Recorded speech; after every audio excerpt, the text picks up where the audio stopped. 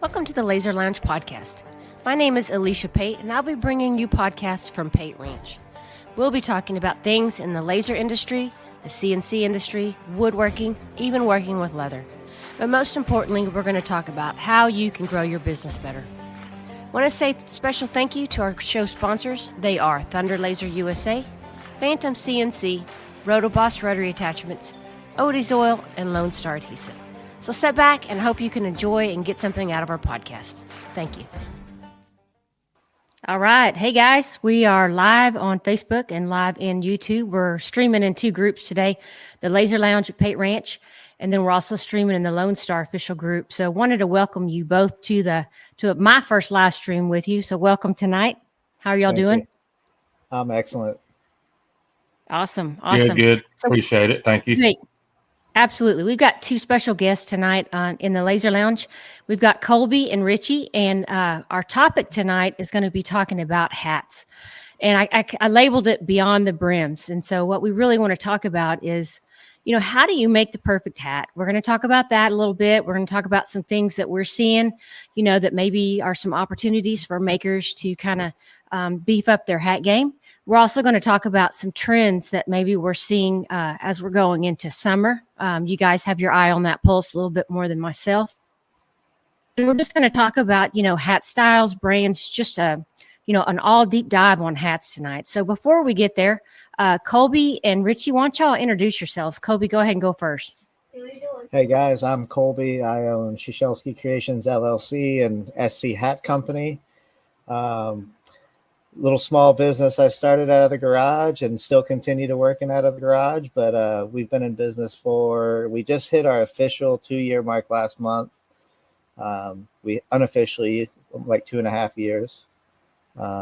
Started the business as a supplement to my day job, it's just selling boats. I wanted something special to give customers that gave me $500,000 for a boat, and I wanted to give a little thank you. So started with like etching cups and stuff like that, and quickly found out that we could do leather hats, and I'm a hat guy, so went crazy from there. And my first big order was a friend of mine's insurance business that he bought. That order bought me the OMTech. I was on a desktop like X-Tool diodes. So yeah.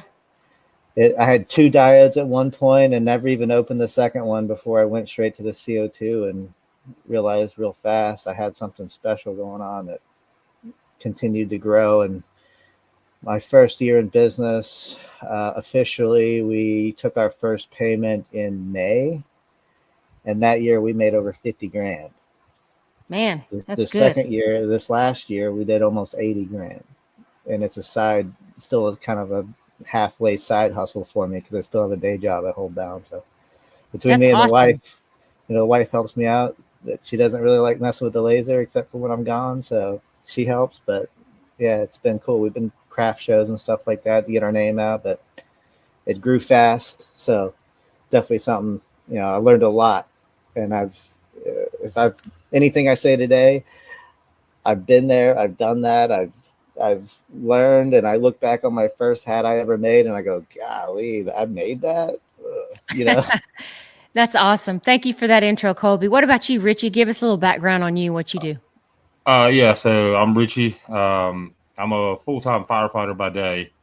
Kind of to go off with Colby, I started doing the hats actually like dead in the middle of COVID. I'm actually a full-time firefighter, like I said, and I own a power washer business. That is like my main side business. And then COVID hit, that kind of slowed down a little bit. And I'm a busy bee kind of guy. And it was over the wintertime, it was like November-ish. I was on TikTok of all places, and I saw somebody banging out a leather patch hat. And I was like, I think I could probably figure this out. And so I just dove in, started doing some research, and a dude was selling an OMTech laser about 2 hours from me. I went and picked it up from him, set it all up, and kind of spent another 2 months just learning, figuring out. I know I've been in touch with Colby from way back, and then same thing. I just kind of threw it to a couple of my friends, and it just grew and grew and grew. And I think the first official year in business, and this is during COVID, which I never even thought about trying to supply chain issue stuff with hats during COVID. I think my first official year, I banged out about 35 grand in hats. And this year, I haven't even checked, honestly. But I know I've surpassed that by a good amount. Well, that's awesome. And thanks, guys, for both your background. And a couple things I picked up on them is that y'all are both, sounds like you're both running Omtech gantry machines, which is awesome. Yeah. So I had an Omtech. I now currently use a Thunder. Okay. Are you running the Bolt or just the Nova? No, the Nova. I got a Nova 35, 80 watt, I believe. 80 watt, 85. Yeah. Yeah, you upgraded, leaving me in the dust with my old Chinese junk over here. My Omtech started giving me problems. Well, it started giving me problems, and I'm not a very big, Kobe knows, because I reached out to him like several times. I was like, hey, man, this thing is like freaking, and orders were piling up, and I was like, you know what? I just can't do it. And so. Well, that's, the reason why I ask is because I think the majority of people that are doing hats are doing on a CO2 gantry. And so, it really doesn't matter what brand it is. It's just, that's really the kind of the tool I think that most people are using right now in general. So that'll be helpful for the community that's listening. So let's get rolling with it. So let me ask you guys, big picture, where do you see overview of the hat market? I know you both exclusively sell hats. I am probably small portfolio piece. I probably do 5% of my portfolio's hats. They're usually, if a client asks for them. I am a hat hoarder, but I don't make them much. So if you ever need any, let me know. I'll probably have a blank. But where do you see the hat market right now? To me, it feels like there's a lot of people in it and making a lot of money. So Richie, go ahead and go first. Okay. So yes, this was kind of brought up in a chat earlier. So especially with Facebook, Instagram, TikTok, any kind of social media, your algorithms are going to basically show you over and over and over what we search on Facebook. Now, yes, I believe once I got into this market, I thought I was kind of out here by myself where I'm at. And then just the more I'm around, it seems like there's somebody either jumping on the trend, somebody's making hats. But then again, I feel like we kind of get stuck in an echo chamber almost, with the algorithm. So it's like every time I bring up Instagram, every time I bring, especially Instagram or Facebook, there's always a new ad for a new hat company. So I think it's definitely a saturated market, but I also think there's enough to go around. And I think absolutely not to get ahead of everything, but with us being smaller makers, I think there's a huge market for our niche almost, right? Like compared to like a Branded Bills or, a big company like that. They kind of have their niche market, and I feel like we can excel where our niche market is. What about you, Colby? What do you think the trend is, like the overview? It's definitely a long-term thing, because most of my clients, I really don't focus on the retail side. I'm more of that big order wholesale side stuff. The few shows I go to, I sell a couple of retail hats for, but 95% of my business is business to business wholesale stuff. Yeah. And the guys, the companies that order this stuff a lot and often. I got guys that are on a quarterly plan. I got guys that are once a month hitting me up for more stuff, guys that are biannual sometimes too. So, and that's a good perspective. I like that hearing that. Yeah. It's a giveaway thing for their business. It's a tax write-off for them. It's branding, it's swag, whatever you want to call it. Like for me, my day job example, I give a guy a hat with his boat name on it. He loved it, right? Yeah. Your guy gets a big order from you. You throw one in for free, or insurance companies. I got a guy that does boat insurance, buys from me. For every client he writes a boat deal on, that's a couple of grand, if not 20, 30, 40 grand a year, depending on the boat. He throws the guy a couple of hats with his logo and that guy wears it all the time. It's Yep. just branding. So Marketing for them. yeah, it's Yeah. just all marketing stuff. So you get in front of the right people with that. Or even past that, companies and employee uniforms. They're decking their crew out with hats that have their company name on it, just like they would wrap a car or wrap a truck with the business name on it. So that is definitely a more sustainable market, I think, for what I'm doing. Yeah, I like that because it sounds like both of you kind of have, and I'm not sure if you're mainly direct to consumer. Richie sounds like maybe you are, maybe, and Colby's more B2B. So it's kind of Yeah. nice to see a little bit of that different flavor. Yeah. Yes. So Yeah. what Kobe's doing is one of my goals this year is to kind of get something like that rolling. And I have a couple businesses. There's a couple breweries that same thing. They order hats probably like every 3 months by about 100, 150 Mhm. hats at a time. We're all only one TikTok viral video away from being rich too. That's the Yeah. Yeah. That's exactly right. Well, so let me ask you guys a question. So I tinker around in hats a little bit, enough to kind of see what's going on. I'm not expert in the trends, but I see a little bit of some things just because I'm keeping up, especially in the Lone Star group. But let's talk about hat styles and brands. From my perspective, I feel like I need to carry for sure the Richardson 112s in my shop. And I know there's Mhm. 115 and some other ones that are popular. Mhm. And then you have some people say, yeah, but the Yopongs, they fit heads better, or some guys like that. So let's talk about that a little bit, because there may be some people out there that are like, I'm not sure what I should bring to market. Should I get a sampling, or if I go with the Yeah. 112s, am I pretty safe? So Colby, why don't you start us off on that one? So I've got a real professional fitment take on that. I Okay. used to work at a motorcycle dealership way back in the day. And when we would fit guys for helmets, there's two basic head shapes. You've got a long oval head, and then you have a round or a medium oval. It's long oval and medium oval is the term for it. And the Yupong versus Richardson debate will depend on that customer's fitment. A Richardson 112 does not fit my head. It actually gives me a hot spot right in the middle of my forehead because I have a long oval dome shape, and the Yupong fits that sizing better.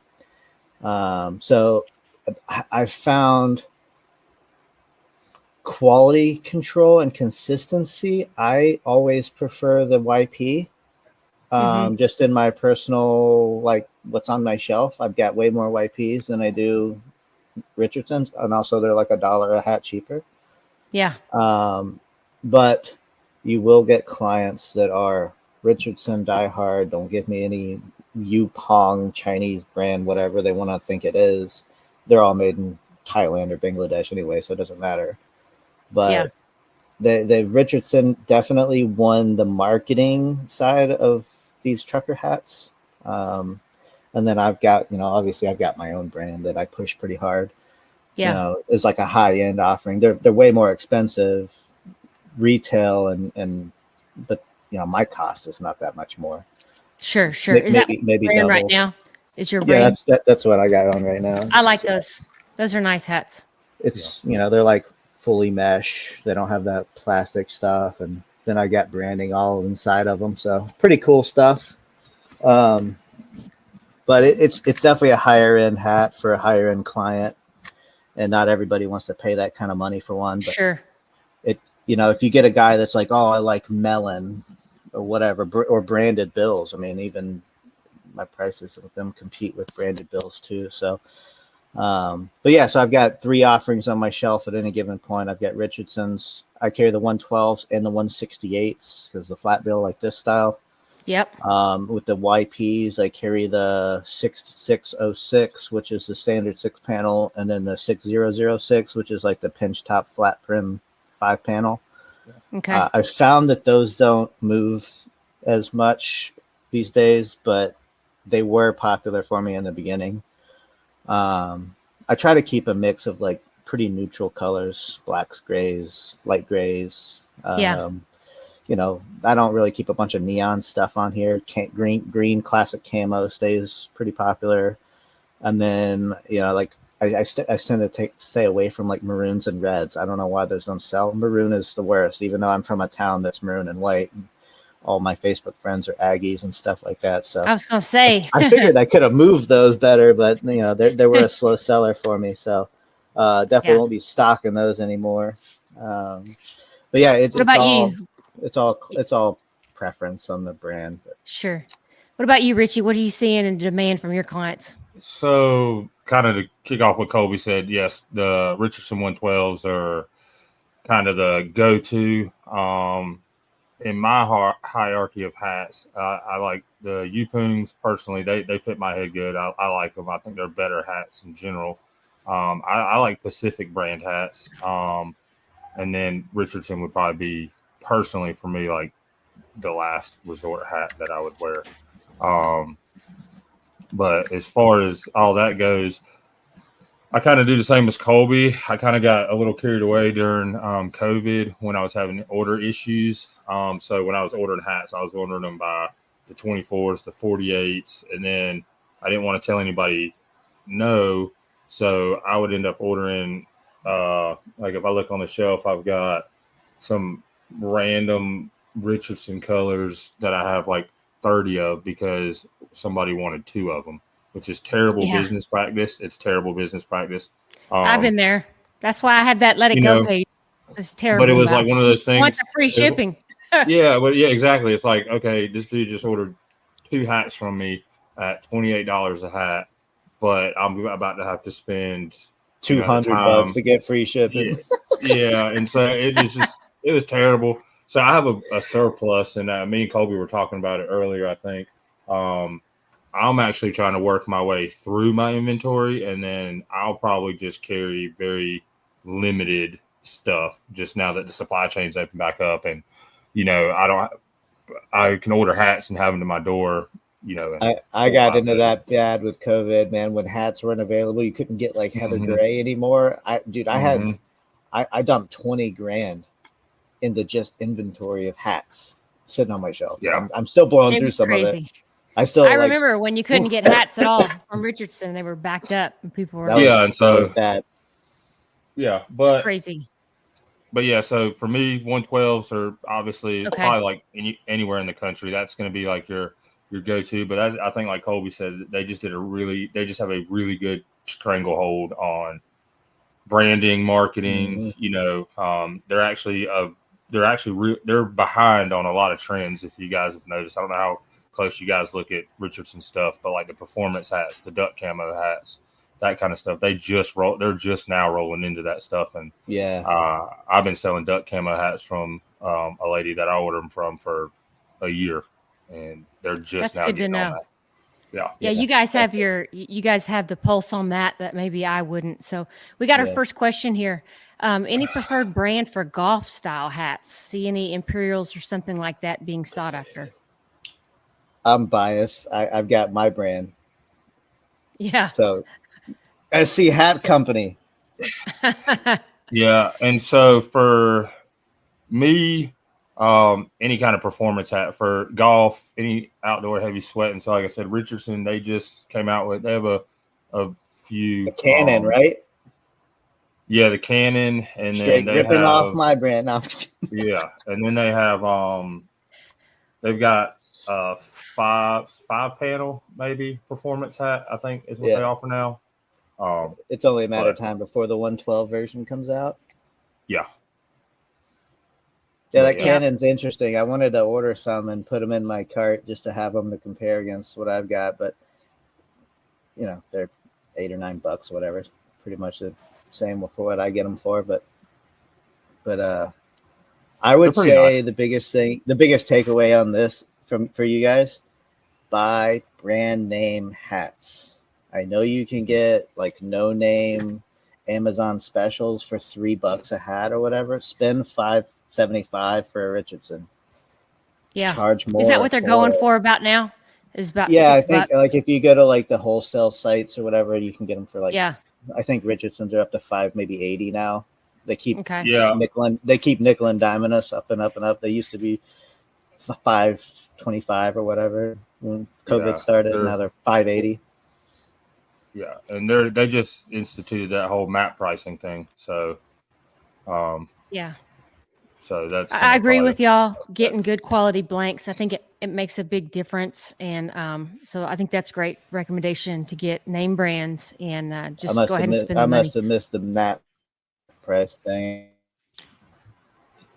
Yeah. So we're they going to just work did our a- way. We're going to work our way over into what makes a good hat, but I want to talk about tools, right? So the biggest thing that you can do to screw up your hat, well, one is to have a good engrave, and we can talk about that in a minute. But let's talk about hat presses. There's lots of scuttlebutt out there about what hat press should I get. I know I started out early. I used my hand with leather cement, and as crazy as that sounds, because I use real raw veg tan leather.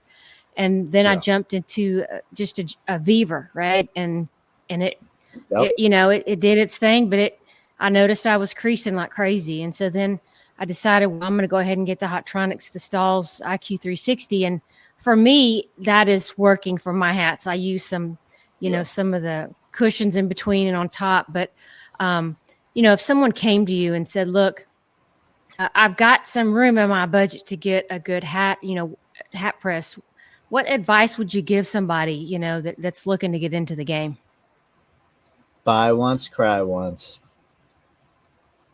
I'll tell you, starting out, I started for an entire year with $129 Amazon special Vever. And I can tell you, I never had a creasing issue because I was super conscious of what I was doing and setting it up. And I don't know if I just got a lucky, someone built it on a Wednesday instead of a Friday machine, but it's still sitting over there in the corner. It's my backup in case my Stahls ever craps that on me, because God knows I don't want to spend $2,000 on a press again. That sucked. And it was hard to justify because I was like, man, my Vever is working, but it took too long. I would have to double press, and then I'd have to ghetto rig it with like one of these bunched up with a zip tie in the middle of it to get all the empty dead space out. So it just felt crummy. And what I ended up finding out was on that platen, the bottom that it sits on, I use Fibings leather cement glue. That's what I've used. It's worked. I've never had a complaint in 2.5 years. So I'm going to just continue to go that route. And love Lone Star. It's a great product. I use it on all my acrylics. But the leather thing, I don't fix what's not broken. Yeah. I always had good luck with that Fibings leather cement as well. Yeah, it's good stuff. And if I run out, I can run down to Hobby Lobby and grab a bottle for $8 or whatever. So it's easy to get. I don't have to wait on shipping, and it just works. But I have seen with some the people. Vever, Oh, sorry. With the Vever, it would moisture. It would put moisture on the back side of that rubber pad, and so I just have to wipe it clean. Yeah. And that's probably why a lot of people maybe have problems with the Vever, is they're not wiping that moisture out. It's not adhering properly. I don't know. Buy the Stahls though. If you're gonna do it and you're gonna do it big and you're gonna make this a business instead of just making a hat for yourself, the Stahls is worth every penny. I have not played with the branding iron. I have no experience with that machine. It looks nice. I've definitely considered buying one as a second machine. I can't speak on it. Yeah. What about you, Richie? What recommendations do you have on hat presses? Yeah. So I started out with, I think I had bought a Beaver initially.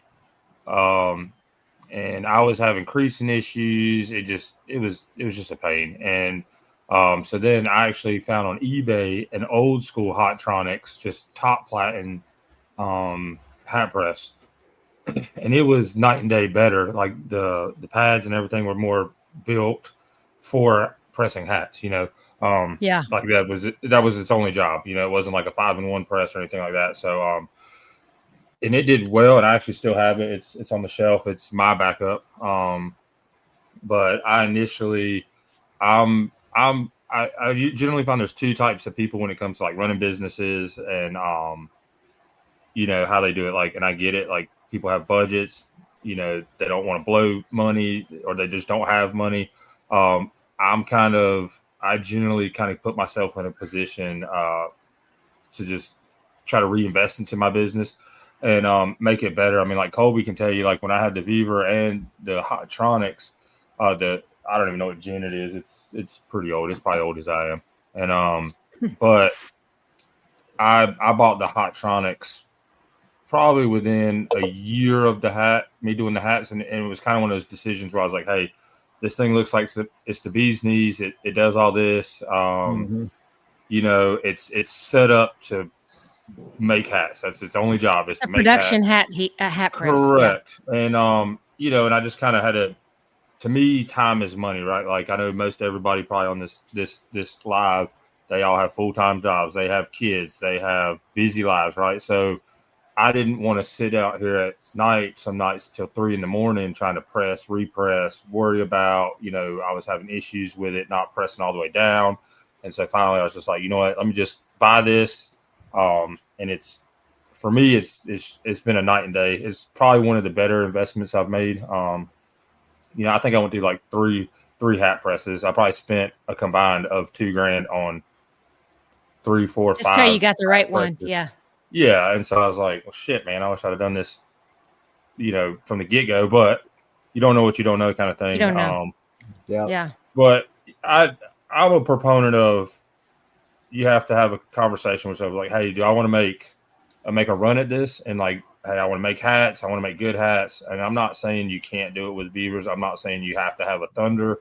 I'm not saying any of that by no means. But there is to me, a huge pivotal moment where you're like, okay, do I want to like legitimately do this, make some decent money at it, be efficient with it, and then you got to start reinvesting into the proper equipment, right? And then you're just going to get better results. I agree opinion. with that.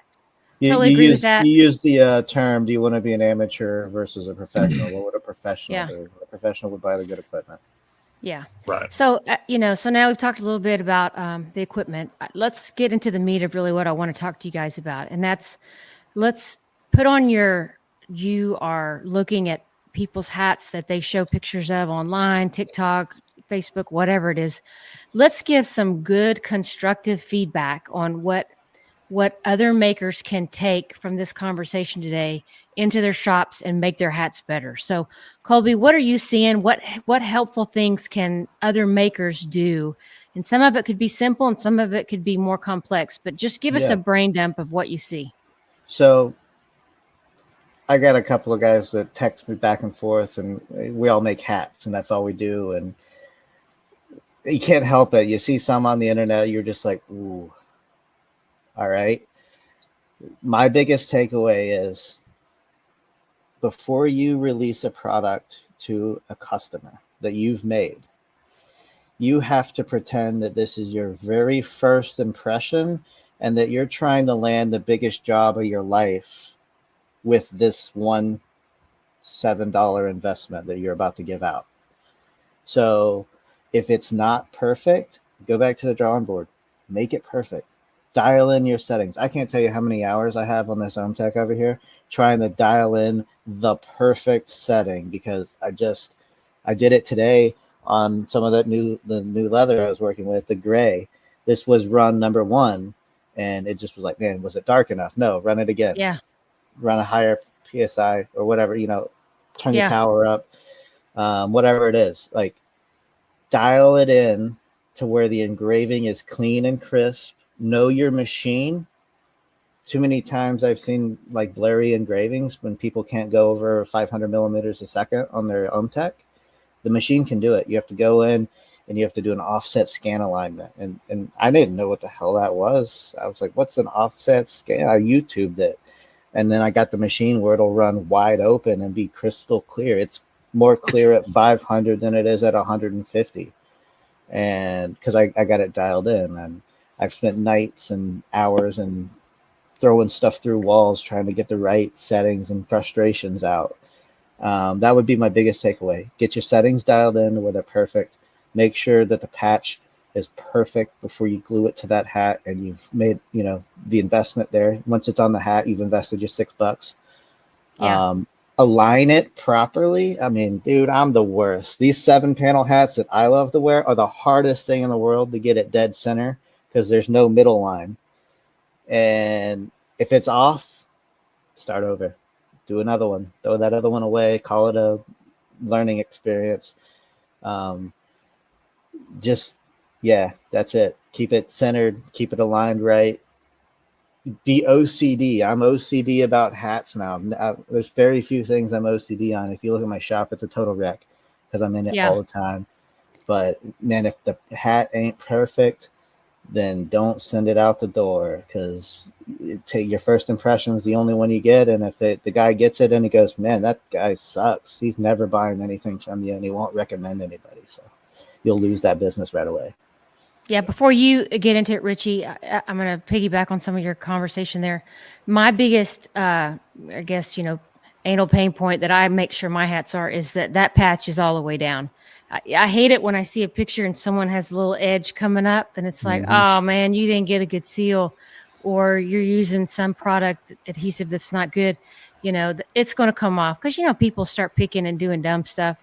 So for me, it's like that patch better be solid hooked to that hat. Mm-hmm. Go ahead, Richie. What are you seeing of some learnings for people? Yeah, so kind of to piggyback off of Colby, I've posted it in here before for people on the page, but just kind of really like become a student of the craft. I was actually talking to Josh from Lone Star today, and I was just telling him just through my process, and I'll hit on it again. But when I first started, I would recommend, for ease sake, and I know this came up one time before, and it was some disagreements, but kind of like find your leather, find your colors, and just run with that. And when I first started out, it was like the Wild West around here. I was slinging dye everywhere. I was buying leather everywhere. I was sending hats out left and right, and then I'd have a guy come back and say, "Hey man, I like those hats. Can you make me another 10 or another 50?" And I was like, "Yeah, send me a picture of the hat." And then he'd send me a picture of the hat. It was all worn out and stuff, but I had some kind of crazy leather dye concoction that I had worked up at 2:00 in the morning, and I was like, "Yeah, man." But kind of like Colby said, just be proud of your work. I know everybody gets excited. They get their lasers in, they get their leather in, they want to just start banging them out and just tossing hats.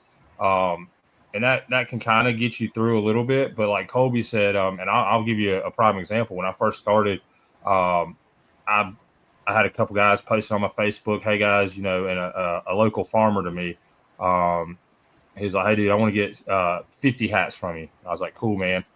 There's 50 hats. I thought I was like freaking doing it, and I made the hats, and I used some kind of random ass adhesive, and I don't even know what it was.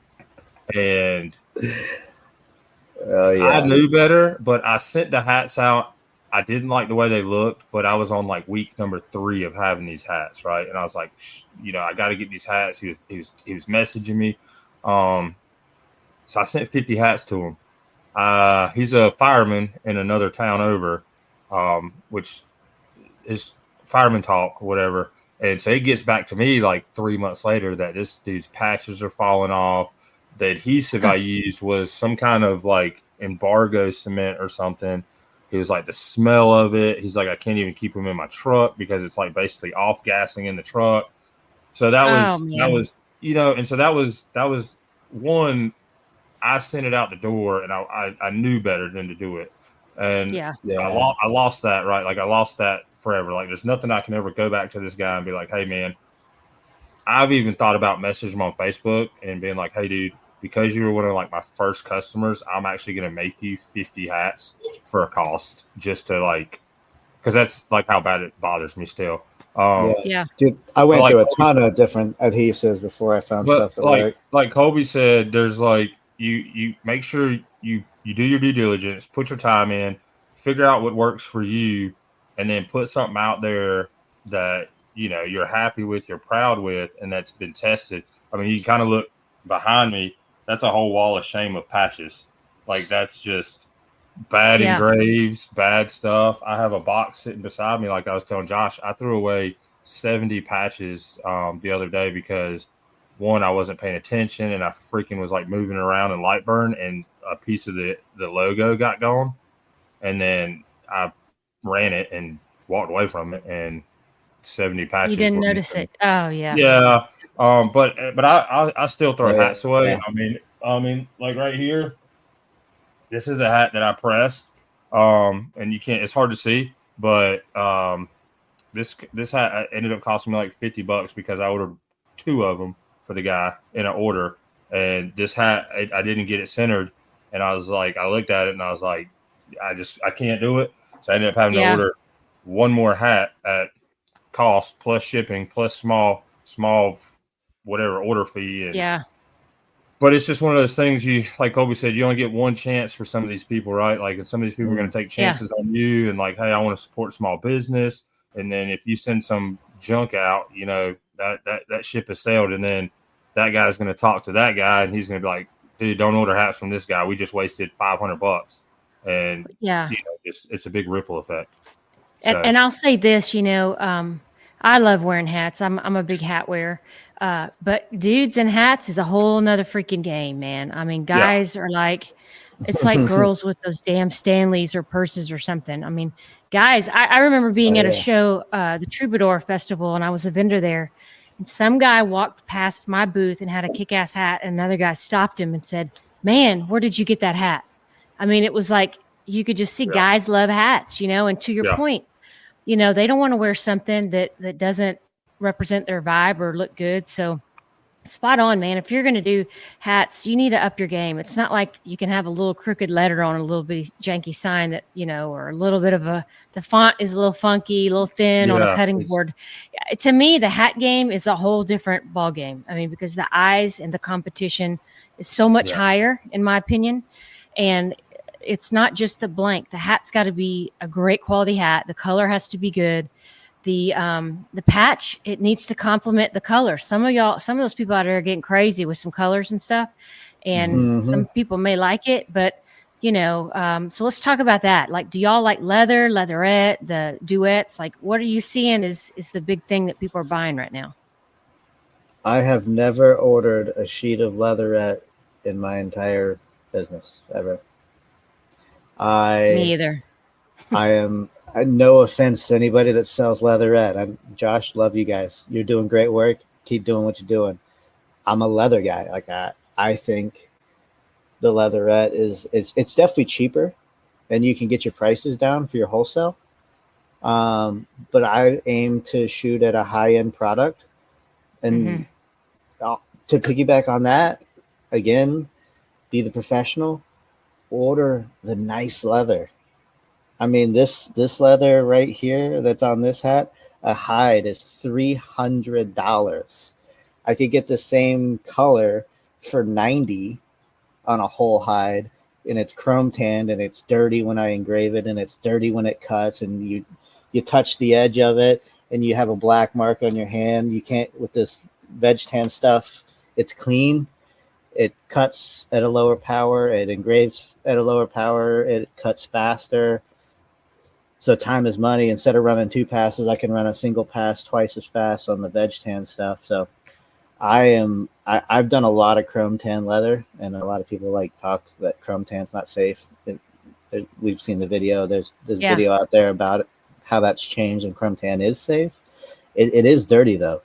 It's dirty on your lens. It's dirty on your laser. It's dirty in the environment. It smells worse. I'm switching completely away from chrome tan as of right now. Those leather samples I got in earlier today that I passed with, that was the coffin in the nail for chrome tan for me. It's all veg tan from here, and that's an expensive hide, but I'm willing to pay the extra.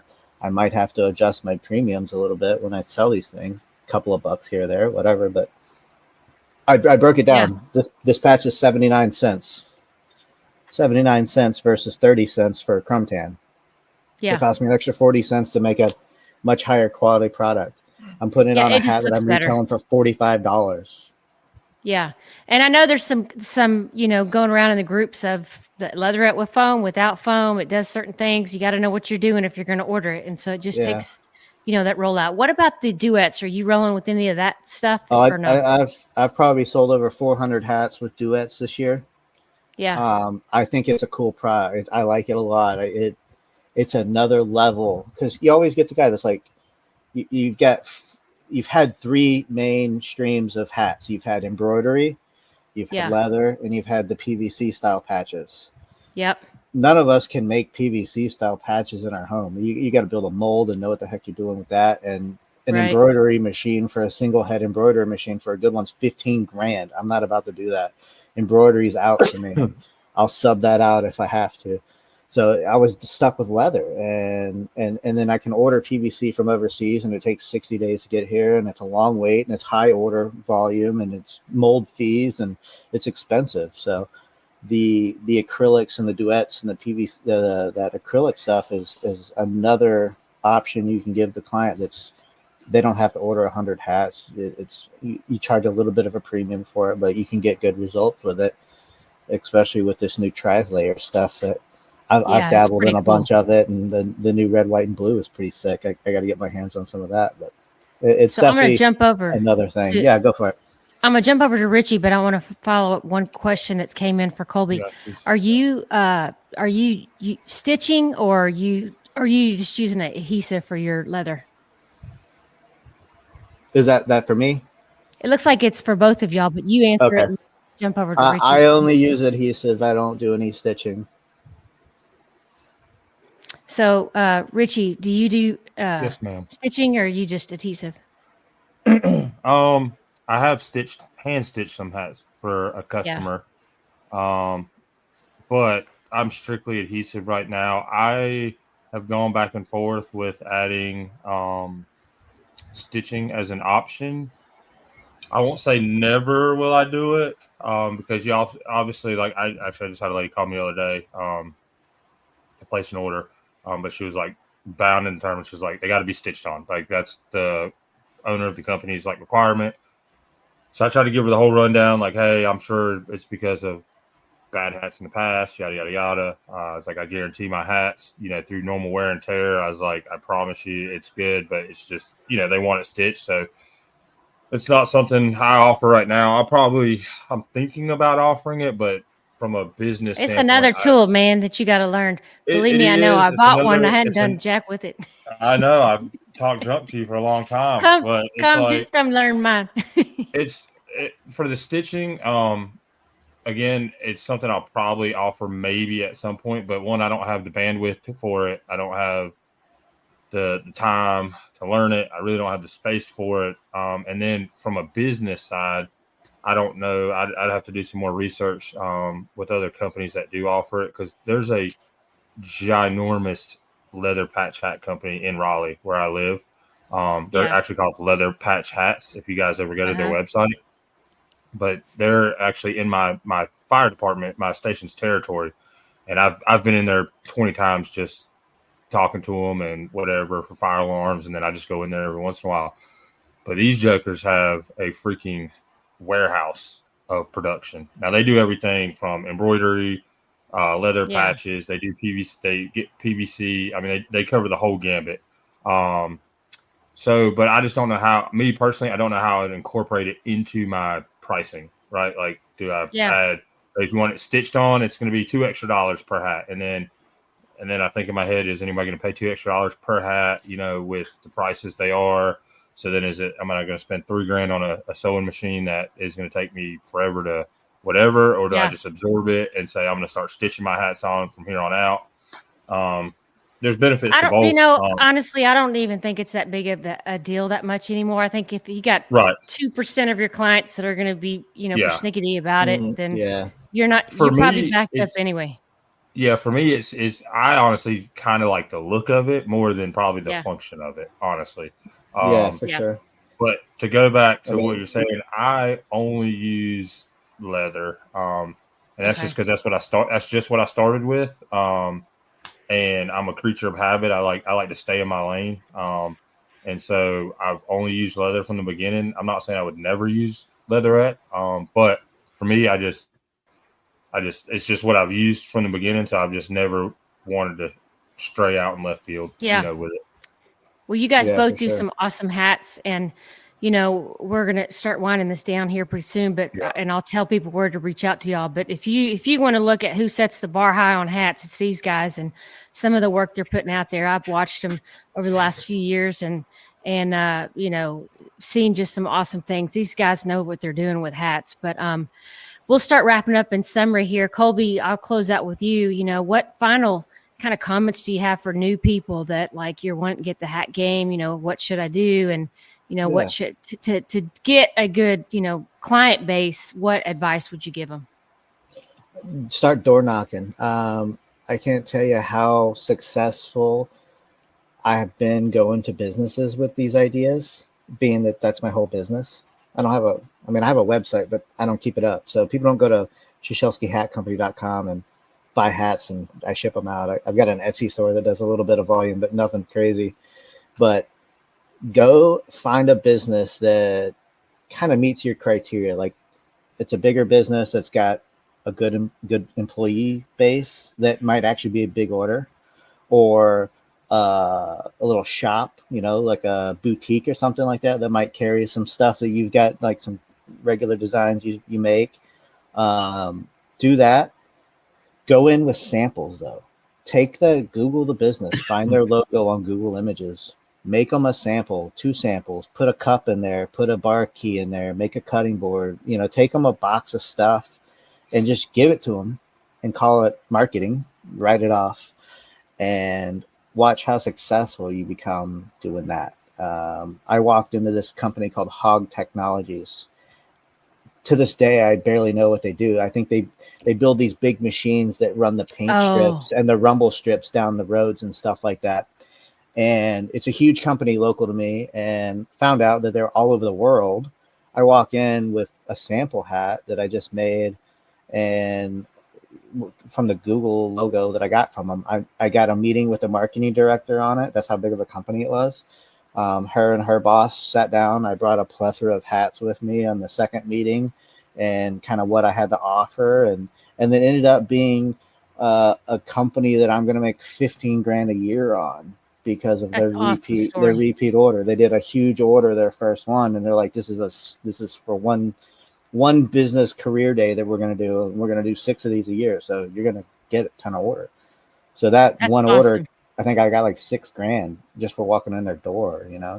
I walked in and they had a shelf full of hats and shirts, and I'm like, oh, okay, yeah, these guys, they spend money on their company. So it was killer. So that was a good one. And little boutiques and stuff like that, they 20, 30 hats at a time, whatever, twice a month, maybe. But yeah, don't be afraid to walk in, knock on the door, you get your salesman pants on, get out of your extrovertness and get out there. And Well, y'all know I'm fans of that. I push that all the time. That's how you get most of my deals are exactly like that. What about you, Richie? In closing, what advice would you give to somebody? Yeah. So I wanted to hit a couple of these questions, if you don't mind. I see over Sure, on the sidebar. Yeah. So somebody said, designs. Do you do the designs for your custom orders? I don't know if they're talking about like if a customer comes to me with their logo. But yes, and I don't charge a design fee, even if I have to pay. So I use Ashley most of the time to vectorize all my stuff. I personally don't charge a design fee, and that's just me personally, because I feel like if I provide a good hat, provide good customer service, hopefully it'll come back to me with another order. So I'm willing to eat $10, on that. And somebody said rain is the biggest worry. Do you seal leather? I seal it either with Resolene, or I have some leather balm that I'll put on there to finish it off. Resolene, you got to be careful. Sometimes it can alter the look of the patch, especially if you dye it. If you dye leather, it'll kind of alter it sometimes. And then there's one more I think I saw. I got one to add to that sealing. I've got a super secret thing I don't tell everybody. Let me grab the can real quick. I'll show it to you. But yeah, so I've been using a little bit of saddle lac, but if you're dyeing leather, saddle lac acts funny on it, right? So yeah. I found that out the hard way. But This that is comes back to my just like doing your due diligence, you know. this is my Huh? super secret that I don't tell anybody. Is that Polycrylic satin satin? spray. Yep. Hmm. Do a That's good to know. I'll use do a that with couple of Rich. quick layers of that on there, and it comes water repellent and UV repellent, and it worked really, really well. And being that my hats are waterproof, I like to show that off. So I like to, spritz them with water, and the leather holds up. I own a boat. I live in Florida, so I'm in the salt water all the time. My boat hat has been submerged in salt water 30, 40 times, and the patch never shrank, never came off. The adhesives held up. So another testament to the adhesive there. It's badass stuff. That's And a good then tip. Thanks, the, man. the the other question I saw was somebody said something about dang it, I just had it in here. It was something about going to shows. Do you bring Oh, yeah. pre-pressed Let or me press them find it. there? Oh yeah, that's Yeah. good. I think that's a personal preference. I've never done like Colby and like pressed on site. And that's just because most of the time I'm a one-man show, so I can't like do both.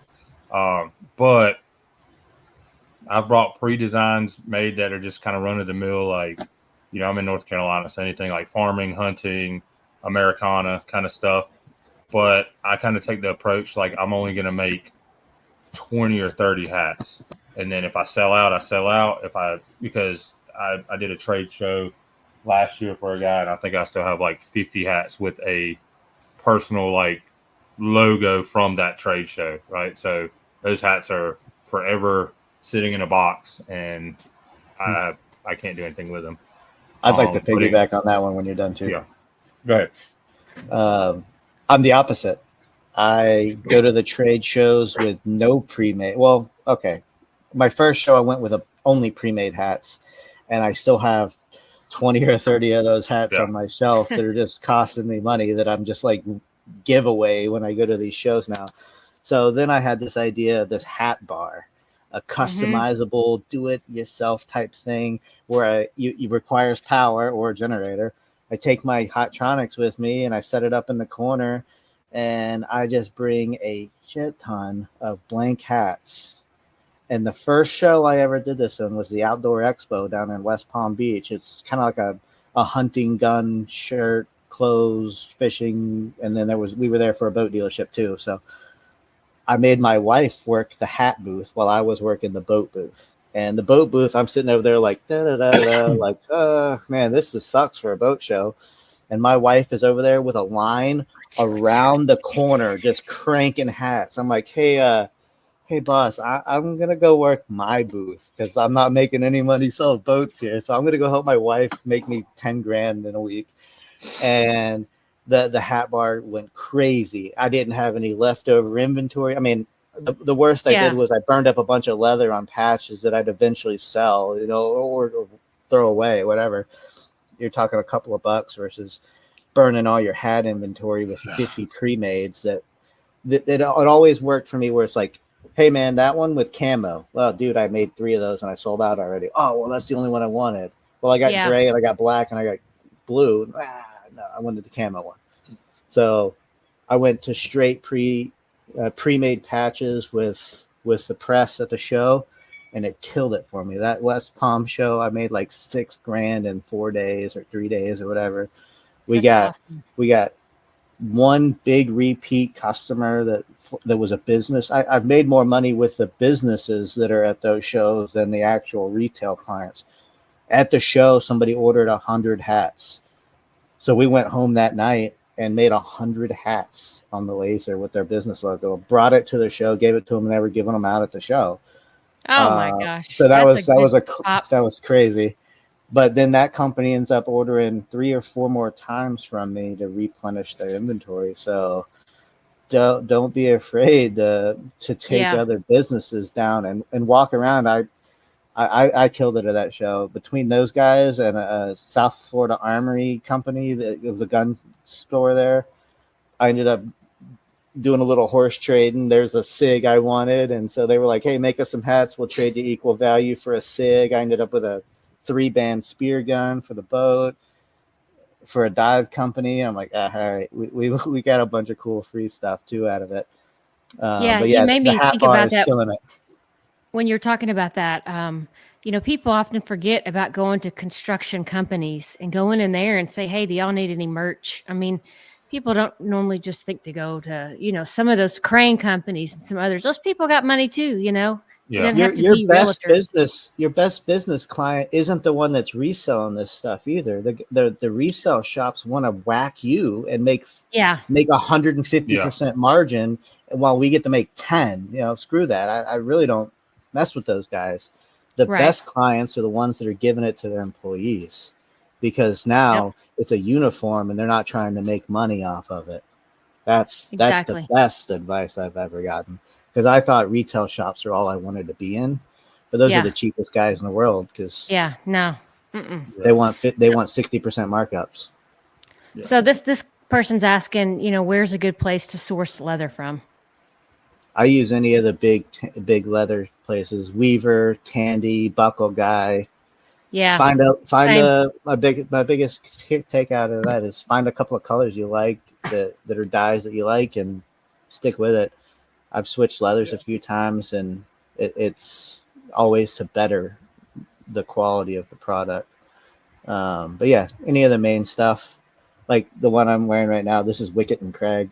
They got great leather. Herman Oak is badass leather, but it's expensive. But yeah, just any of the. What about you, Richie?